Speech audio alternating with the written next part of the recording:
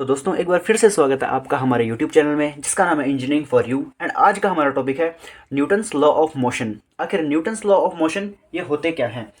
दोस्तों आपने बहुत बार सोचा होगा कि न्यूटन के सर पे एप्पल गिरा है क्यों, और गिरा तो नारियल क्यों नहीं गिरा, ताकि कम से कम उसके सर पे गिरता तो कम से कम वो इतने लॉ तो नहीं बनाता।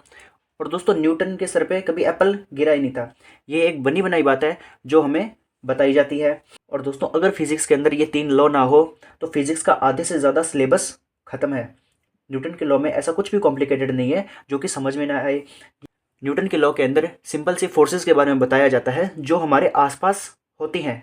और न्यूटन जो अपने लॉज के अंदर बताता है वो हमें हमारे भारतीय पंडित पहले ही बता के जा चुके हैं, जिनके अंदर सबसे पहले नाम आता है भास्कर आचार्य का। And Newton first of all अपने लॉ के अंदर क्या बताता है, चलिए उसके ऊपर डिस्कशन करते हैं।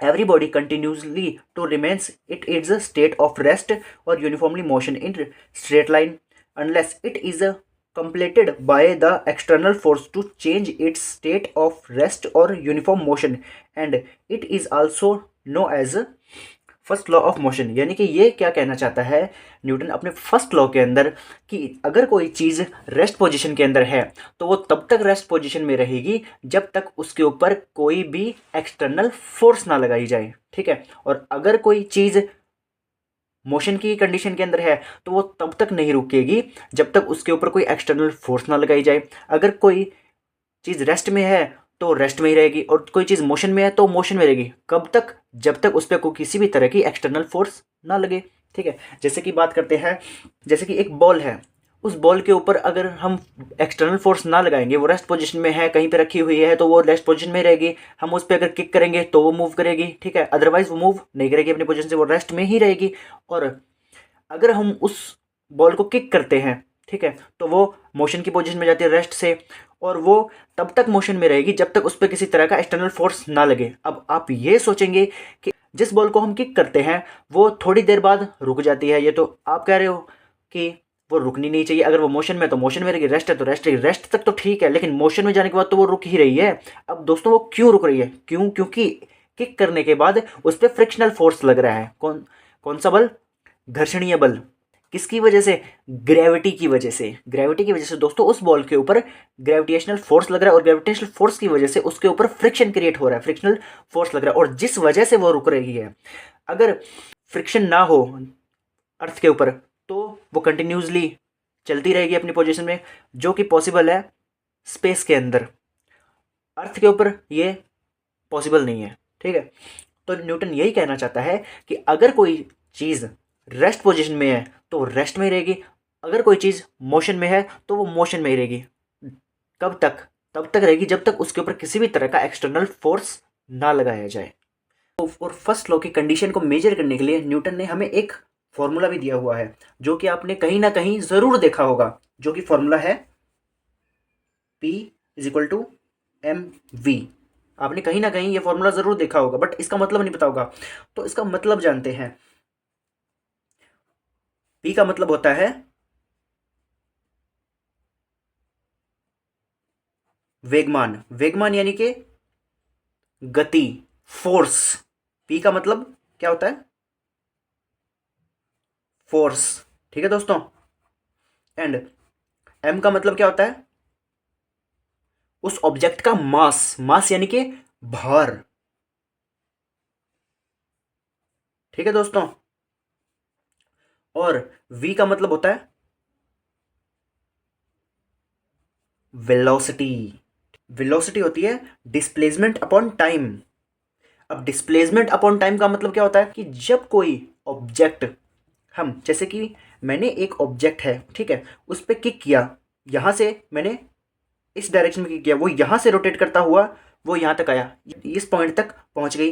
तो डिस्प्लेसमेंट का मतलब होता है किसी डायरेक्शन के अंदर ऑब्जेक्ट को मूव करना, और कितने टाइम में मूव करना। यानी कि ये ऑब्जेक्ट यहाँ से यहाँ तक मूव किया और कितने टाइम में मूव किया। अब आप ये भी पूछेंगे कि यहाँ पे डिस्टेंस क्यों नहीं है, या डिस्प्लेसमेंट का मतलब क्या है।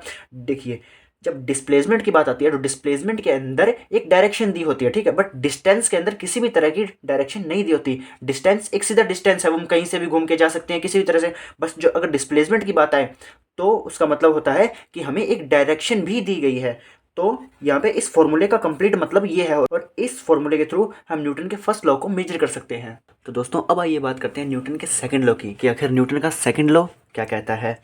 The rate of change of momentum of the body is directly proportional to the applied force and take place in the direction of the force. यानी कि ये हमें क्या कहना चाहता है कि जब हम किसी बॉडी के ऊपर फोर्स अप्लाई करते हैं तो जितनी हम उसके ऊपर फोर्स अप्लाई करते हैं उतनी ही उस बॉडी के अंदर एक्सेलरेशन होती है। यानी कि हम एक बॉडी है जो यहाँ पे रखी हुई है, हमने इस पे इस डायरेक्शन से फोर्स अप्लाई करी, हमने इससे जितनी फोर्स अप्लाई की, इस ऑब्जेक्ट के ऊपर जितनी फोर्स अप्लाई की, ये ऑब्जेक्ट उतना ही अपने जगह से यहाँ से एक्सेलरेट होगा और आगे मूव करेगा। यानी कि हमने यह यहाँ से 50 न्यूटन की फोर्स लगाई, ठीक है, तो ये 50 न्यूटन के अकॉर्डिंग ही आगे, और जो फोर्स होती है वो किसके बराबर होती है, मास इनटू एक्सेलरेशन के। यानी कि हमने एक ऑब्जेक्ट के ऊपर फोर्स लगाई, ये तो हो गया उसका मास, ठीक है, ए से हो गया एक्सेलरेशन और एफ से हो गया फोर्स। यानी कि हम जब किसी ऑब्जेक्ट के ऊपर फोर्स लगाते हैं तो वो किसके बराबर होती है, मास और एक्सेलरेशन के। ये तो उसका भार हो गया, उस बॉडी का कोई कुछ भार भी तो होगा, हम उस पे ऊपर फोर्स लगा रहे हैं फोर्स के लिए। अगर उसका भार ना होता तो उस पर फोर्स लगाने की ज़रूरत नहीं होती, इसलिए यह उस बॉडी का भार हो गया, मास, और ये कितनी वो एक्सेलरेट हुई, अपनी जगह से कितनी आगे मूव की, ये हो गया एक्सेलरेट, ठीक है। तो इसलिए ये एक फॉर्मूला है न्यूटन के सेकंड लॉ को मेजर करने के लिए। और जो फोर्स होती है वो डायरेक्टली प्रोपोर्शनल होती है किसके, एक्सेलरेशन के।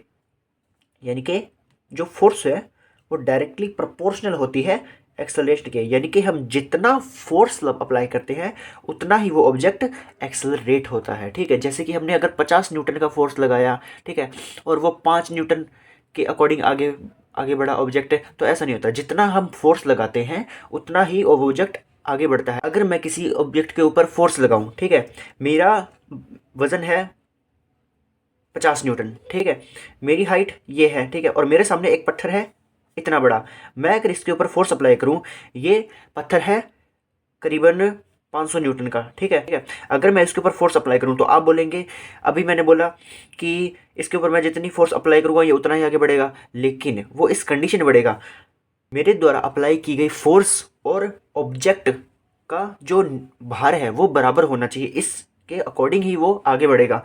इस कंडीशन के अंदर भी मेरा 50 है तो मैं 50 के अकॉर्डिंग जितना 500 न्यूटन के ऊपर अप्लाई मैं करूँगा तो वो उसके अकॉर्डिंग ही आगे बढ़ेगा। अगर आप बात करें कि अगर मैं किसी फुटबॉल को किक करूँ, ठीक है, तो मेरे अकॉर्डिंग वो आगे क्यों चली जाती है, मैंने उस पर कितना भार लगाया और वो कितना आगे गई, कैसे गई, तो उसके अंदर क्या है, जो मेरा वज़न है वो फुटबॉल के वज़न से ज़्यादा है, तो फुटबॉल मुझसे काफ़ी दूर चली जाती है, ठीक है, उसमें एक्सेलरेशन ज़्यादा होता है, वो इस वजह से ज़्यादा होता है। अब आप कहेंगे कि ये जो फॉर्मूला है ये हमारे पास कहाँ से आया, ठीक है, तो चलिए अब फॉर्मूला को भी हम देख लेते हैं, फॉर्मूला कहाँ से आया, ठीक है। तो फॉर्मूला क्या है, F/ma, ठीक है। F का मतलब क्या है, force is equal to mass into acceleration, ठीक है। मास एक फंडामेंटल क्वांटिटी है, ये किसी के ऊपर डिपेंडेंट नहीं है, ठीक है, तो हम मास को डायरेक्ट मास ले लेते हैं। बट जो एक्सेलरेशन है, एक्सेलरेशन जब हम मेजर करते हैं तो दो क्वांटिटीज़ को मिला के मेजर करते हैं, और वो दो क्वांटिटीज़ आपको अच्छे से पता होगी, अगर आपको नहीं पता तो मैं बता देता हूँ। एक्सेलरेशन किससे मिलकर बनता है, एक्सेलरेशन बनता है वेलोसिटी अपॉन टाइम से, ठीक है। जो एक्सेलरेशन होता है वो वेलोसिटी अपॉन टाइम से मिलकर बनता है, ठीक है। जब वेलोसिटी अपॉन टाइम को मिलाते हैं तो हम एक्सेलरेशन को मेजर कर सकते हैं, ठीक है। एंड और वेलोसिटी के अंदर भी फर्दर और आता है इनटू, अब वेलोसिटी के अंदर क्या आता है, डिस्प्लेसमेंट अपॉन टाइम आता है। जब हम वेलोसिटी को मेजर करते हैं तो किसके थ्रू मेजर करते हैं, डिस्प्लेसमेंट अपॉन टाइम के। वेलोसिटी को मेजर करने के लिए हमारे पास डिस्प्लेसमेंट अपॉन टाइम होना चाहिए, यानी कि कोई ऑब्जेक्ट है, ठीक है, वो किस डायरेक्शन में मूव किया और उस डायरेक्शन में मूव करने के लिए उसको कितनी देर लगी, ठीक है। तो वेलोसिटी का क्या होता है, displacement upon time upon time. तो ठीक है दोस्तों, यहाँ से निकलता हुआ हमारे पास ये आता है एक्सेलेरेशन का फॉर्मूला। अगर हम इनको स्टेप टू स्टेप समझे डायरेक्टली, सबसे पहले हमारे पास क्या होना चाहिए, दो फंडामेंटल क्वांटिटीज होनी चाहिए। ठीक है, दो फंडामेंटल क्वांटिटीज कौन सी होती है, ये तो डिस्टेंस होती है, ठीक है, या टाइम होती है। ठीक है, डिस्प्लेसमेंट, एंड दूसरी होनी चाहिए हमारे पास टाइम। तीन फंडामेंटल क्वांटिटीज है जो मैंने आपको बताई हुई है, मास, लेंथ एंड टाइम। ठीक है, उसमें से हमारे पास न्यूटन के सेकंड लॉ के फॉर्मूला को मेजर करने के लिए हमारे पास दो होनी चाहिए, डिस्प्लेसमेंट और टाइम। ठीक है, अब डिस्प्लेसमेंट अपॉन टाइम से हम क्या मेजर कर सकते हैं, वेलोसिटी। ठीक है, वेलोसिटी मेजर करने के लिए हमारे पास होनी चाहिए डिस्प्लेसमेंट अपॉन टाइम। हमारे पास ये वेलोसिटी आ गई। ठीक है, अब वेलोसिटी के थ्रू हम क्या मेजर कर सकते हैं, एक्सेलरेशन। ठीक है दोस्तों, अब वेलोसिटी के थ्रू हम एक्सेलरेशन को मेजर कर सकते हैं। अब वेलोसिटी यहाँ आ जाती है, वेलोसिटी अपॉन टाइम। ठीक है दोस्तों, वेलोसिटी के थ्रू हमने एक्सेलरेशन को मेजर कर लिया। ठीक है, अब एक्सेलरेशन के थ्रू हम किसको मेजर करते हैं, फोर्स को। तो फोर्स के इज इक्वल टू में क्या आता है, मास इनटू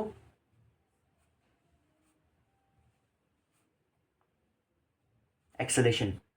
ठीक है दोस्तों, यानी कि एक फुटबॉल के ऊपर या एक ऑब्जेक्ट के ऊपर जब हम एक नेट फोर्स लगाते हैं तो उसकी वजह से उसमें कितना एक्सेलरेशन होता है। ठीक है, तो उस चीज़ को मेजर करने के लिए हमारे पास ये सारी चीज़ें होनी चाहिए। हमारे पास वो जो फॉर्मूला है वो हमारे पास यहाँ से आता है। तो ठीक है दोस्तों, ये होता है हमारा कि न्यूटन्स सेकंड लॉ, ये होता है। तो आइए दोस्तों समझते हैं न्यूटन का थर्ड लॉ आखिर हमें क्या कहता है। To every action there is equal and opposite reaction, यानी कि इसका क्या कहना है कि हम जब किसी ऑब्जेक्ट के ऊपर फोर्स अप्लाई करते हैं तो वो भी हम पे उतना ही फोर्स अप्लाई करता है। एग्जाम्पल के तौर पे हम समझते हैं कि जब मैं अगर एक किसी फुटबॉल के ऊपर फोर्स अप्लाई करता हूँ तो वो इतनी दूर क्यों जाती है, वो भी मुझ पर क्या उतना ही फोर्स अप्लाई करती है। देखने के ऊपर आपको ये नहीं लगता कि वो हम पे फोर्स अप्लाई कर रही है, क्यों, क्योंकि जब हम फुटबॉल को किक करते हैं तो वो दूर जाती है, हम दूर नहीं जाते। ठीक है, तो एग्जाम्पल के तौर पे समझते हैं, ये एक फुटबॉल है। ठीक है, मैंने इस फुटबॉल को किक किया, इस फुटबॉल का मास है 2 kg। ठीक है, और मैंने जब इसको किक किया तो मेरा मास था 40 kg। ठीक है, और जब मैंने इसको किक किया तो मैंने इसको 5 km/h के स्पीड से इसको किक किया। मैंने किक करने पे इसका भार कम होने की वजह से जब मैंने इसको किक किया तो फुटबॉल क्या है, अपनी जगह से दूर गई। बट जब मैं इसको किक करता हूँ तो जो ये फुटबॉल है ये भी मुझ पे उतना ही रिएक्शन करती है जितना मैं फुटबॉल के ऊपर करता हूँ। बट ये दूर क्यों जाती है, भार कम होने की वजह से दूर जाती है। कैसे, क्योंकि जो मेरा वजन है वो 40 kg है और जो फुटबॉल का वजन है वो 2 kg है, तो इस वजह से वो दूर जाती है। अदरवाइज जब मैं किसी ऑब्जेक्ट के ऊपर फोर्स अप्लाई करता हूँ तो वो भी अपोजिट में मुझ पे उतना ही फोर्स अप्लाई करती है। ठीक है, एग्जाम्पल के तौर पे हम समझते हैं, ये मैं हो गया और ये एक फुटबॉल होगी। ठीक है, जब मैं एक फुटबॉल के ऊपर फोर्स अप्लाई करता हूँ तो जो फुटबॉल है वो मुझ पे ही उतना फोर्स अप्लाई करती है। एग्जाम्पल के तौर पे हम समझते हैं, जब मैंने फुटबॉल को किक किया, ठीक है, तो फुटबॉल दूर गई। क्यों गई, अब आप ये समझ लोगे कि उस फुटबॉल को भी अपोजिट में उतना ही फोर्स अप्लाई करना चाहिए। मैंने फुटबॉल को किक किया और किक किक मारने पे फुटबॉल दूर गई। मैं दूर क्यों नहीं गया, वो इसलिए नहीं गए क्योंकि मेरा जो वेट है, मास है, वो 40 kg है और जो फुटबॉल का वेट मास है वो 2 kg है। ठीक है, और अगर और जब मैं फुटबॉल को 5 km/h से किक करूँ, ठीक है, तो फुटबॉल क्या होगी, अपनी जगह से दूर चली जाएगी और उस फुटबॉल के अंदर कितना एक्सेलरेशन होगा, फुटबॉल का मास कम होने की वजह से उसके अंदर 100 km/h का एक्सेलरेशन होगा। यानी कि जब मैं किसी फुटबॉल को किक करूं और जितनी स्पीड से किक करूं तो उसके अंदर उतना ही एक्सेलरेशन होगा, बट उसकी वजह से मुझ पे भी उतना अपोजिट रिएक्शन अप्लाई होगा।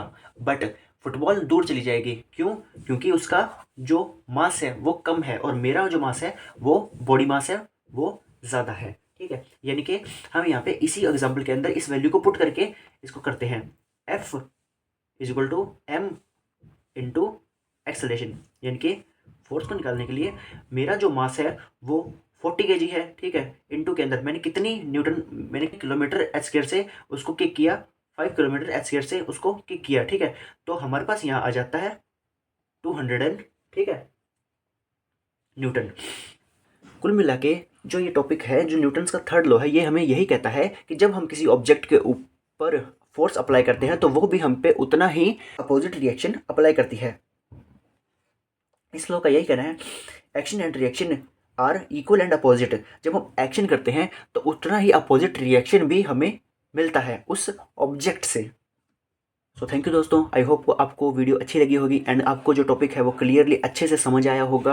अगर आपको इस टॉपिक के अंदर किसी भी तरह का डाउट है तो आप हमें कमेंट सेक्शन के अंदर बता सकते हैं। एंड उसके अलावा भी अगर आपको किसी तरह के डाउट्स हैं किसी टॉपिक को लेके तो वो भी आप हमें कमेंट सेक्शन के अंदर पूछ सकते हैं। अगर आप चाहते हैं कि हम आपकी रिक्वायरमेंट के अकॉर्डिंग कोई वीडियो बनाएं तो आप हमें कमेंट सेक्शन के अंदर उस टॉपिक का नाम भी लिख के बता सकते हैं, हम ज़रूर उस टॉपिक के ऊपर वीडियो बनाएंगे। एंड दोस्तों, चैनल को सपोर्ट करना बिल्कुल भी ना भूलें एंड वीडियो को लाइक करना, कमेंट करना एंड शेयर करना बिल्कुल ना भूलें and don't forget the subscribe. Thank you दोस्तों, मिलते हैं अगली वीडियो में।